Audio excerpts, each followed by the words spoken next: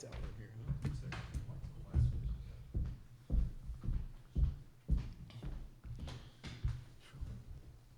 Oh, man.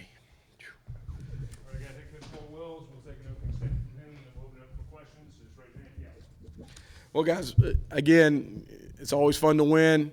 Locker room's great atmosphere. We had a great homecoming crowd. I'd like to thank all our students for coming out. I think we had another great attendance from them. They are making a difference. We're hearing from the Austin P players sometimes, I think, that know our guys, that they're making a difference over there on the sideline. So we're really pleased to have them coming out. And then everybody else that came out for homecoming, great atmosphere for us. Really proud of our football team and how we had to grind out a win. I mean, it wasn't an easy win. That's a good football team. We grinded it out and kept just playing and playing and playing. And I was really pleased with how they did that. Obviously, our defense played lights out, but our offense played well too. And, they had the one turnover there at the end, which was a tip ball. And, usually when you get a tip ball, bad things happen. And, and our special teams did some really good things except for the initial block punt, and at tip punt and when they got hit in the shield. So, really pleased with our kids and how they're coming along and enjoying each other and playing hard for each other and really proud of how they're doing some things. With that, I'll open it up for any questions. Thank you.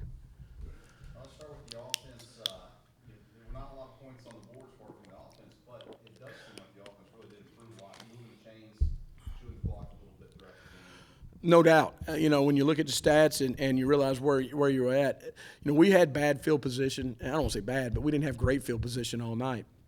And when we did get it, we didn't take advantage of it. That's probably the most disappointing thing, is that we didn't take advantage of the good field position when we had it. But we were backed up at times. We had to goal line stand. We had different things going on there, and we're having to drive the field. And so I was really pleased with how we just kept grinding things out till the end, till we had that one turnover. I wish I could sit here and say we didn't have any, but like I said, it's a tip ball. It wasn't on Parker, and we'll continue to get better in that department. But, yes, I feel like they, Andy just did a really good job of grinding it out. Eric Losey, our offensive line coach, they were sitting there finding runs that could get us 3, 4, 6, and then every now and then we'd hit one. I think, the rest of our staff, Trent Stillman and Caleb Cox and Kevin McKeithen, those guys do a nice job. And they work hard. They work together well. And, some days it's harder to get the last pickle out of the jar, or however you want to say it, but I was really pleased with how they just kept grinding things out. And then the refs let the DBs play pretty physical today. What did you guys do to adjust to that? Well, you never know how they're going to call it. And I don't mean that in any disrespect. I mean it like, different crews are different ways. And so we learned on the one on Dak in the end zone that they're going to let you play through it.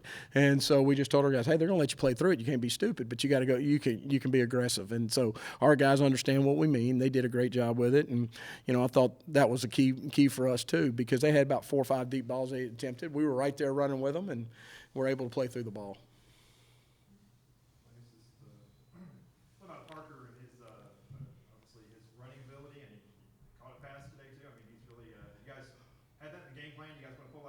Yeah, Andy's been working with that. Andy and Trent Stillman, and they've been working on that for a while. And it's just an old, over pursue. When you're running the ball, they let that go. And so usually they turn loose to quarterback if it's not a zone read set. And so that's what it was. And he was able to get out there and do that. And it was a good ball by Jiren. I think he found, his balls were a lot better in practice. I think he found out in the game he gets a little nervous there, but he got the ball to him. Parker was able to get it down there, and we had the opportunity to get a score out of that. But, Parker's ability is just showing more and more and more. He's elusively fast, deceptively fast probably is what I should say.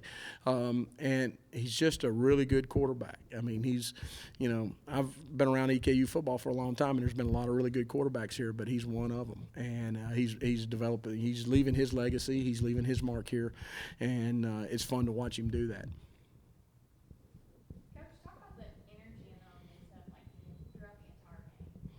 Well, I felt like at first we had some good energy, and then as the game got into the grind mode, I think we as a team and as a staff, we kind of let that go down some. And so, that was my focus at halftime, was to hey guys, these guys are ready to get on the plane if we'll just come out here and keep punching. And it took us longer than we thought, but they kept punching, and it was good. It's one of those situations. I think when you see our team is starting to come together and starting to enjoy each other and know each other, I think you see the effects of now they're living together again. They're in meetings together. They're in weights together. They're doing everything together again. And we had all summer and spring. I think you're seeing a team that's starting to learn to love each other a little bit, and I think that's important if you want to have a good football team. Let's talk a little bit about what it means third straight week with the pick sixes. What that means for the entire team. I mean, obviously, it picks up the offense, defense. Everybody gets excited. The sideline goes nuts. That's right. That's right. What it does is it steals you a possession. And that's so huge in football. When you can steal a possession, it's big time. And so for Elijah to get that opportunity, and what's great is you see everybody running down trying to get a block. Everybody trying to, and then we see them trying not to get the blocks that, like what happened to Matt today. And I want to see that one before I say too much on that one. But, you got to get out and you got to shield and be smart about how you're blocking. And I just think it brings so much energy. But football-wise, it steals a possession. Now you got to put your defense right back out there, but that they're usually okay with that. And so, it's a credit to our defensive coaches. I think Jake Johnson and his staff of Mike Dietzel and Jeremy Hawkins and Chris Franklin, Derek Day are doing a phenomenal job. And I think they're game planning together. I think you're seeing a product of guys that enjoy being in a room together. Not that we never had that. I'm not trying to say anything about anybody that's not here or anything like that, but I think you're seeing men that are together year two, except for Mike, in a system. Mike's such a veteran, he can understand it. And our kids are being taught, and everybody's talking the same language. And I think that's the neat thing about all that. Patrick, game is career long. I know you see my practice today and everything. Confidence-wise, setting them in there. Well, his leg, he's got so much pop when that ball comes off his leg, and he is, or foot, I should say. He's got a strong leg. His accuracy sometimes is average, on certain hashes. But that was his hash. That was his distance. We think anywhere from 35 in, the 35-yard line in, we could probably get him out there. The wind was going against us, and so. I just felt like we needed to try to get a score there because if I didn't kick it, I was going to punt it, and I just felt like we needed to try to take a chance to get it to a 2-score lead. And credit to Patrick, he duffed the snapper and Phil the holder, and they went out there and did a great job and knocked it through. Because you could tell when it got up high there, it started pushing back a little bit. I was like, oh gosh, he's going to fall right in front of the goal post. Any other questions, Coach? All right. Thanks so much. Thanks, guys. Appreciate y'all. Let me don't tear that up.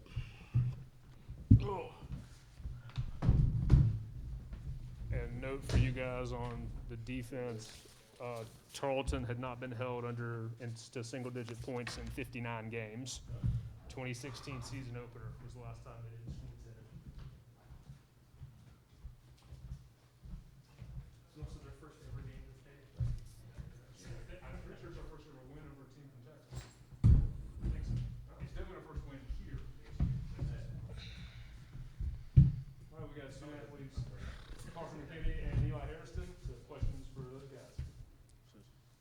Parker, at the half, you led the team in passing, receiving yards, and rushing yards. You ever had that happen before? No, I've never had that happen before. I mean, obviously we put in a little trick play to get some receiving yards. I was fired up about that all week. I'm glad we pulled it out in the first half. Coach talks about, obviously you're more athletic than people might think for a quarterback. I mean, you got 7 or 8 career touchdown runs now. I mean, you can do some different things out there besides just slinging around. Yeah, a lot of people think I can't run, but I mean, I like to think once I get going, I can move a little bit. I mean, people might have their own opinions about it, but I mean, that's one thing I love to do is run the football. So they try to give me some chances to run it here or there. You like to be pretty fast? Yeah. I be trying to chase him a lot of times at practice, and I don't be catching him. Well, Eli, talk about third straight week. You guys have had a pick 6, of course, the last 2 weeks. Really, when I caught it, I was just thinking about last week. Everybody was getting on me for not taking it back, so I was just like, I gotta score this one. So. Just compare like the first half to the second half. It was a little slow going into like the second half and stuff. Just talk about that. Yeah, I would say Offensively, I felt like the whole game, we never really got going. I felt like we struggled here or there, but I felt like our defense played lights out again tonight, which I feel like they have all season as well. And then obviously his pick six kind of just sparked it and kind of just put the game away, I felt like. So I think definitely offensively, we got to get going more and we got to help our defense out for sure. With the interception, how much of that's instinct versus game plan having you in the right spot from the coaching staff? It was just mostly game planning because I wouldn't be in that situation if, like I wouldn't be in that spot if the coaches wouldn't have put me there. And then Matt Jackson and Ubong, they were sacking the quarterback, and he just wanted to throw it away. So that's why I just jumped in front of it and caught it. Any other questions for student athletes? Parker, I guess you guys had a ton of yards, but you only had the one offensive touchdown. I'm sure you would have liked to have gotten it in there more, but I guess effective enough, especially with the way these guys played on defense. Yeah, I would say one thing about this year compared to last year is we don't have to score a lot of points to win games. I felt like last year, if we're not scoring a lot of points, we weren't winning games. And I feel like this year, our defense has improved so much from last year to this year, and that's huge for an offense to know, okay, if we don't score this drive, our defense will stop them and we'll get the ball back and score next drive. But as an offense, I feel like we had one drive in the red zone where we got down there to like the 3-yard line. That's obviously we have to score a touchdown in that situation. We can't afford to kick field goals. So I think that's one thing we need to work on as an offense is once we get in the red zone to score touchdowns instead of field goals. If I remember right, you're the one that scored on the one that got called back with the blindside block. Yeah. When that happens, you look at it. Did you see the block, and did you think it was a blindside? No, I didn't see it. That's why I was asking people on the sideline. I was like, what was the block? What happened? I knew whenever I scored, there was kind of like not very much excitement. So I was like, okay, something's up, and then I look back and seen the flag. But, that's one of them things, Matt's just playing hard, trying to make a block. And, it happens. It's not like one of them procedure penalties or something like that. He's playing hard, trying to make a block, and they ended up calling it. It happens in the game of football. So like on the sideline, you knew that play was in there, the throwback. When they actually called that, though, what's going through your mind? Oh, I was excited. Well, we'd actually called it whenever we got the false start, like the first drive of the game. Oh, okay. So I was real excited, and then he jumped, and they called a different play, so I was a little upset. Then, they said we were going to go back to it, so whenever they finally called it, I was excited. You guys tried to record last week, right? Yeah. We also, we've been pulling out some trick plays. We tried one with Cord last week, and then we tried one with Cord against Louisville. So this was a little bit of a different animal. Any other questions?